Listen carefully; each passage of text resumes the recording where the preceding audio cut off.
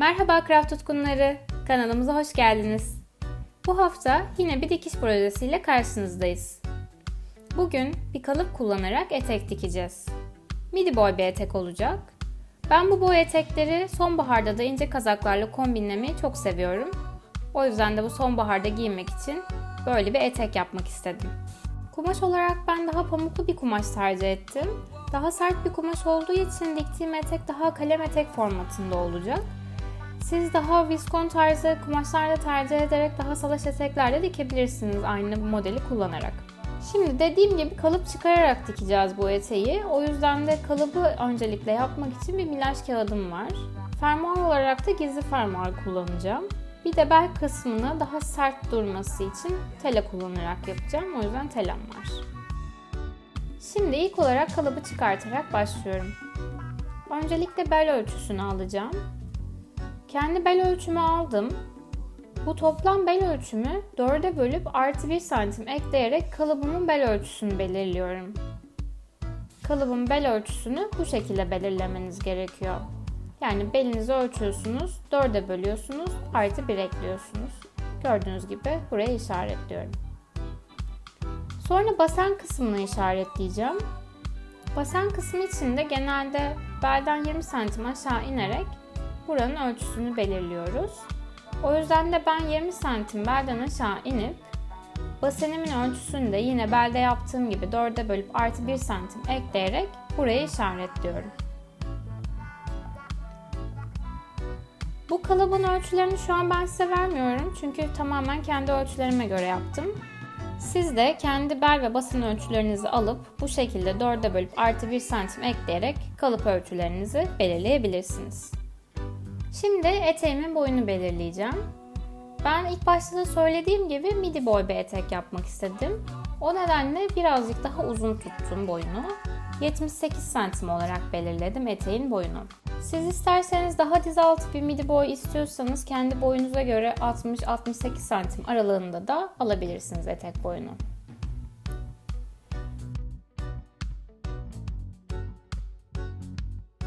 Ben çok geniş bir etek istemiyorum. O nedenle eteğin alt kısmını da böyle çok geniş bırakmayacağım. O yüzden de basen için eklediğim ölçüye artı 5 santim koyuyorum. Ve bu da aslında eteğimin alt kısmının genişliği oluyor.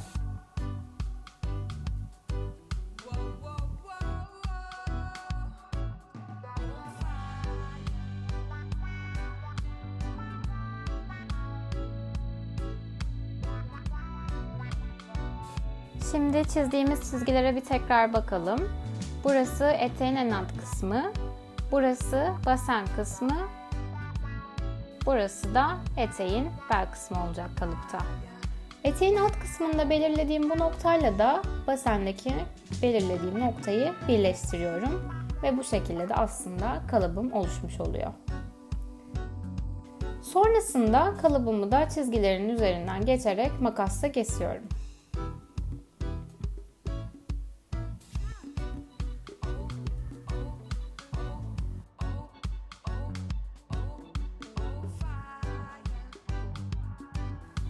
Kalıbımı kestikten sonra kumaşımı alıyorum. Öncelikle eteğin arkasını kesmek istediğim için kumaşı ikiye katlıyorum. Katladığım kumaşın üzerine de kalıbımı yerleştiriyorum. Kesmeye başlamadan önce de kalıbımın kumaşa düzgünce yerleştiğinden emin oluyorum ve iğneliyorum.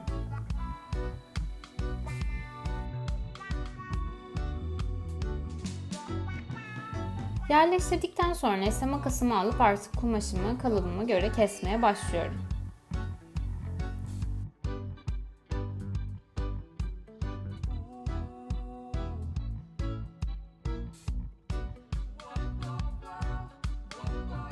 Alt kısmına geldiğimde ise tam kalıp boyunda kesmiyorum. Burada çünkü 1 santimlik bir dikiş payım olacak. İçeriye doğru kıvıracağım eteğin alt kısmını. O nedenle de 1 santim dikiş payı bırakarak burada kesim işlemini yapıyorum. Siz isterseniz kalıbınızı dikiş payı bırakarak da hazırlayabilirsiniz.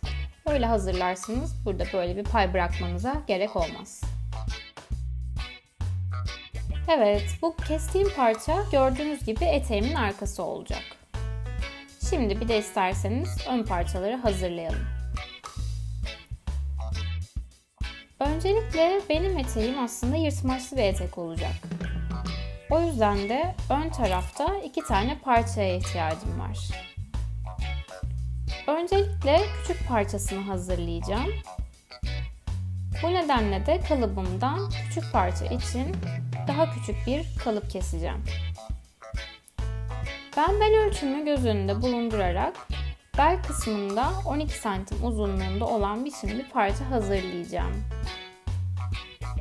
Bunun için kalıbımı kesiyorum. Gördüğünüz gibi kalıbın belinden 12 santim ölçtüm. Bu 12 santimden etek ucuna doğru da düz bir çizgi indiriyorum. Ve bu tam çizgiden kalıbımı keserek küçültüyorum.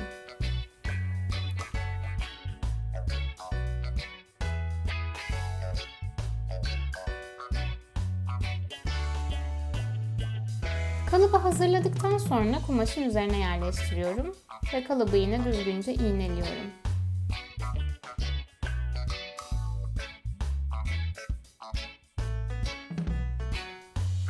Yerleştiğimden ve tam sabitlediğimden emin olduktan sonra da kesmeye başlıyorum.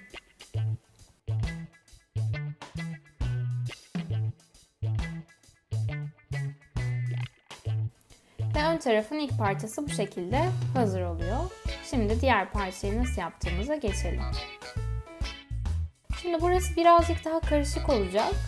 Daha net anlatmaya çalışacağım. Şimdi yine bu parçayı aslında kesmek için yine kumaşımı bir kat seriyorum. Üzerine ilk kestiğim arka parçayı, eteğin arkası için kestiğim ilk parçayı yani, kumaşın üzerine yerleştiriyorum.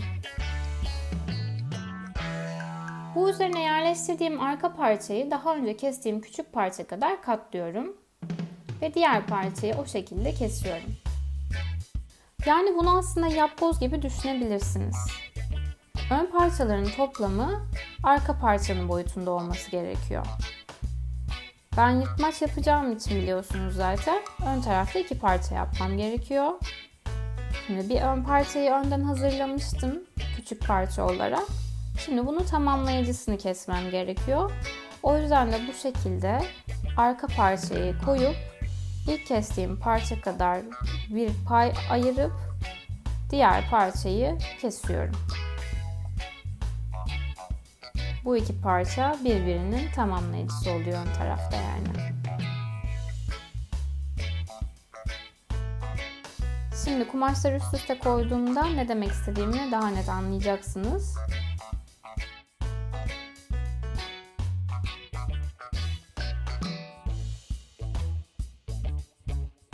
Bu büyük parçam, bu küçük parçam ön için. Burası da yırtmaç olacak. Toplamda gördüğünüz gibi boyutları arka parça kadar. Şimdi dikmeye başlayabiliriz. Öncelikle yırtmaç kenarlarını yapacağım. Yırtmaç kenarı olarak 2 tane kumaşımın kenarlarında düz bir görüntü elde etmek için yarım santim ikiye katlıyorum ve bunların ütüyle üzerinden öncelikle geçiyorum. Şimdi buralardan da dikiş makinesiyle geçerek burayı tamamen düzleştirmiş olacağım.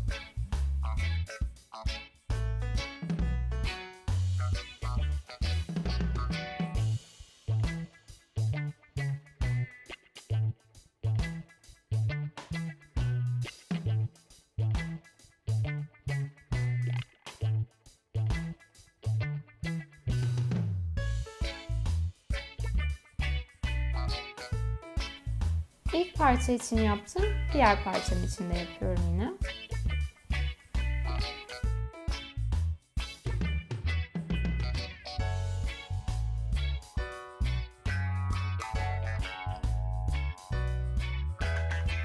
Gördüğünüz gibi bu şekilde yırtmaçın kenarlarını düzelttim.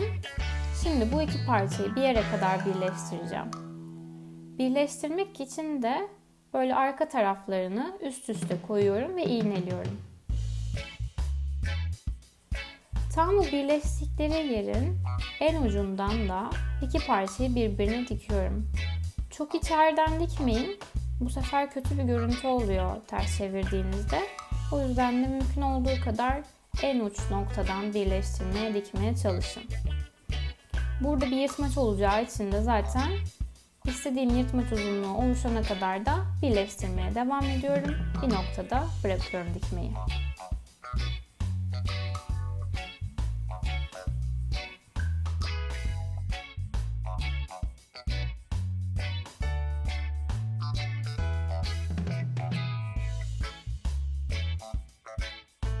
Gördüğünüz gibi iki parçamı birleştirdim. Böylelikle eteğimin ön tarafı bu şekilde oldu.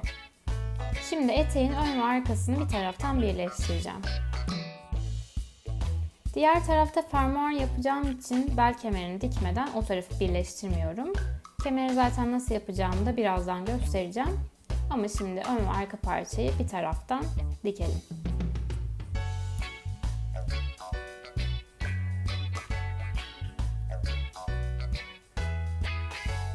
Şimdi iki parçayı birleştirdikten sonra kemere geçebiliriz.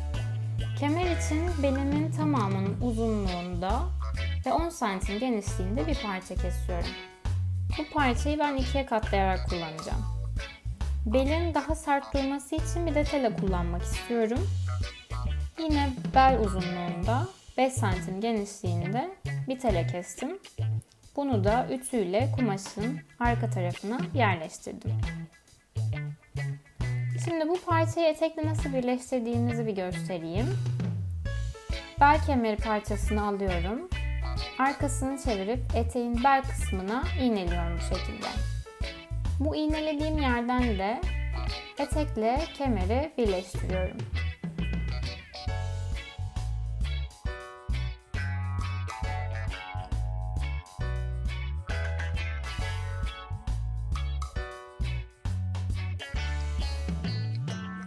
Birleştirmeyi yaptıktan sonra yine arka taraftan kemerin bu iki parçasını ikiye katlayarak her iki ucunu dikiyorum. Gördüğünüz gibi bu şekilde buraları birleştiriyorum. Dikkat edin, eteğin ana parçasıyla birleştirmiyorum. İkiye katladığım parçanın iki kenarını birleştiriyorum sadece.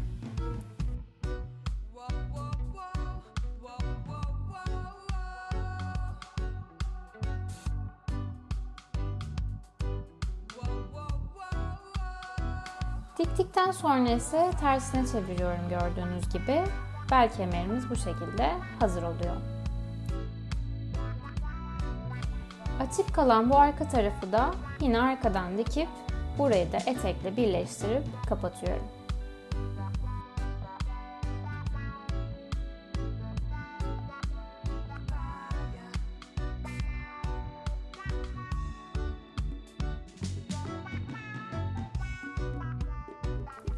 Şimdi geldik fermuar dikmeye. Ben gezi fermuar kullandım. Fermuarı iki tarafa da güzelce yerleştirdim, iğneledim.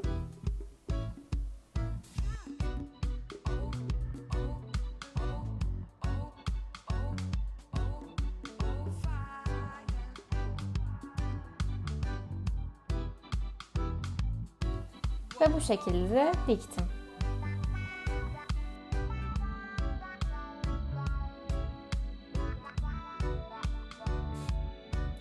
Fermuarı diktikten sonra ise eteğimin kalan kenarını da birleştiriyorum. Bu birleştirmeyi yaparken fermuarın bitiş tarafını da iyice diktiğinizden mutlaka emin olun ki burada herhangi bir boşluk oluşmasın tersini çevirdikten sonra. Çünkü bazen burası özellikle gizli fermuarlarda unutulabiliyor. O yüzden de buraya dikkat ederek, özellikle dikerek tamamlıyorum.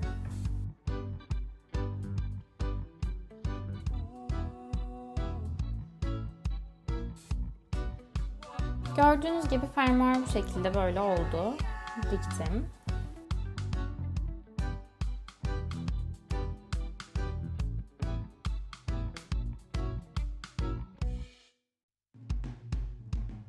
Şimdi bir de eteğin uçlarını düzelteceğim. Yine böyle yarım santimden ikiye katladım. Ütüyle üzerinden geçtim ve şimdi de dikişimi yapıyorum. Eteğin uçlarını da düzelttikten sonra İçeride açık kalan kumaşları da temizlemek istiyorum. Normalde buraların böyle overlock makinesiyle yapılması gerekiyor ancak benim overlock makinem yok. O yüzden de makinenin sürfüle dikişiyle buraları yapıyorum. makinemin sülfile dikişini alıyorum ve buraların üzerinden makinem ile geçiyorum.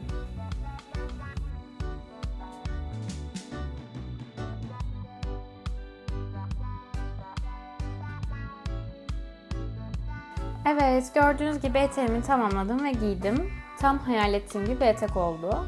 Umarım sizin için de anlatımı net ve kolay olmuştur.